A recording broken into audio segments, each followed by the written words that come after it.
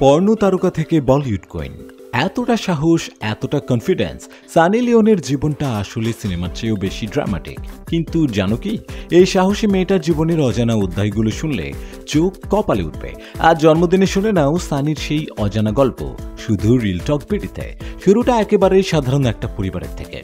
সানির জন্ম কানাডার অন্টারিওতে এক শিখ পাঞ্জাবি পরিবারে। আসল নাম করণজিৎ কাউর ভৌরা। ছোটবেলায় ছিলেন ধর্মীয় স্কুলের ছাত্রী, স্বপ্ন দেখতেন নার্স হবেন।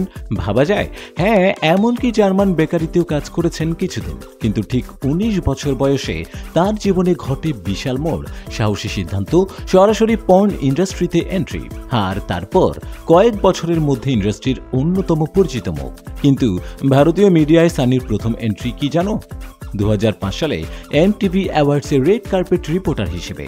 তারপর বিগ বস সিজন 5, যেখানে তার আগমনে টিআরপিতে আগুন। সেখান থেকেই মহেশ ভাটের চোখে পড়েন, আর সেই চোখ পড়াই বদলে দেয় সানির লাইফ। 2012 সালে জিসম 2, তারপর রাগিনী, MMS2, এক পাহি লীলা, মস্তিজাদে, আরও কত সিনেমা। এমনকি শাহরুখ খানের রোজ সিনেমার সুপারহিট আইটেম গানেও তাকে দেখা যায়। তবে